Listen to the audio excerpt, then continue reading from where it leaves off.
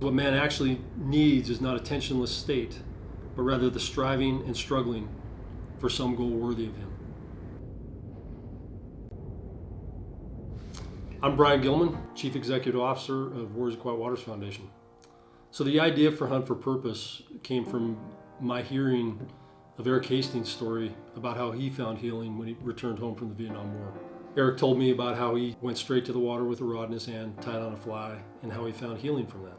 At a very early age, I found solace in the mountains through hunting. I became a hunter because it was a tradition that was passed down from my father, and it became very meaningful to me because it was probably one of the most important times that I had to connect with my father. Humans have been killing elk in southwest Montana with sharp-stoned implements for thousands of years. We live right on the border of Yellowstone National Park. And you can't visit without seeing the relationships between predators and prey. Grizzly bears and wolves that are coexisting with and preying on elk, deer, bighorn sheep, and antelope. A great way to really understand it and to be part of this landscape is to participate in it. Over time, after I joined the Marine Corps and was able to come home less and less to hunt, my ability to hunt became even more important to me.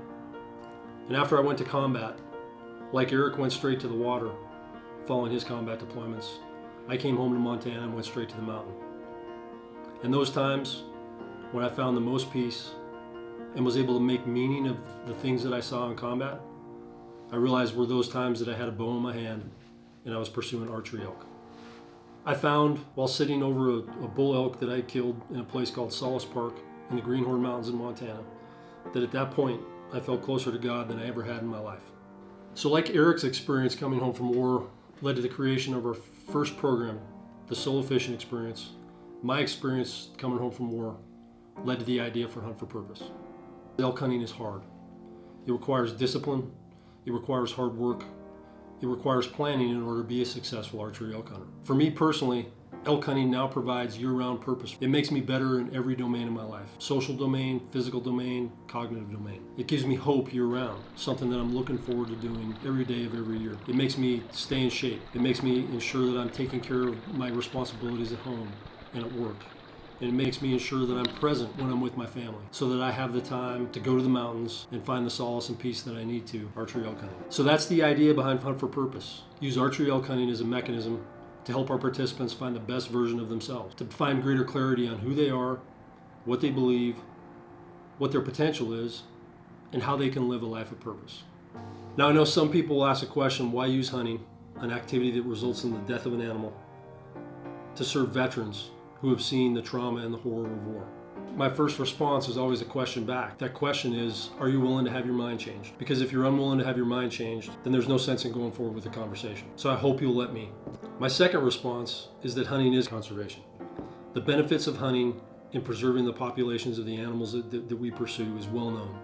Regulated hunting is one of the most effective tools that state and federal wildlife agencies use to manage the populations of game species. This is an issue that is often in the forefront of conversations here in Montana, where private landowners' property is significantly impacted by elk, deer, and other game animals. In 1937, the Pittman-Robertson Act was passed. Through the passage of this act, hunters voluntarily imposed an 11% federal excise tax on sporting arms, ammunition, and archery equipment, as well as a 10% tax on handguns, ensuring that a portion of the sale of all firearms and ammunition would be expressly dedicated to managing the wildlife entrusted to the public. The revenue generated from this tax is distributed to state fish and wildlife agencies each year to support the management and conservation of wildlife populations. Since it was passed by Congress in 1937, the Pittman-Robertson Act has generated more than $12 billion for the state conservation initiatives.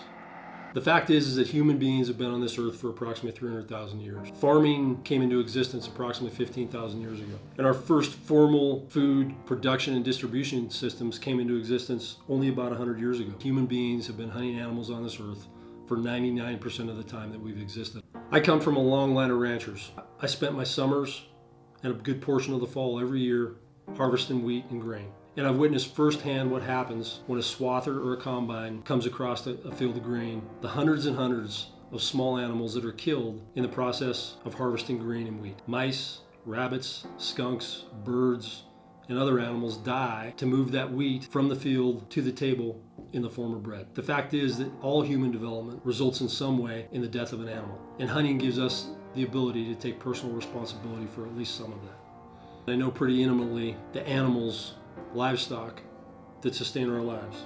Over time, as I started hunting, I realized that killing elk and deer and consuming those animals for sustenance, what that did was it gave me the opportunity to take a personal responsibility for at least some of those deaths that sustained my life. And because of that, I've gained a clarity that has made hunting a truly spiritual activity for me. It ties me to who I am, what my place is in the world, what I value, and what brings my life purpose.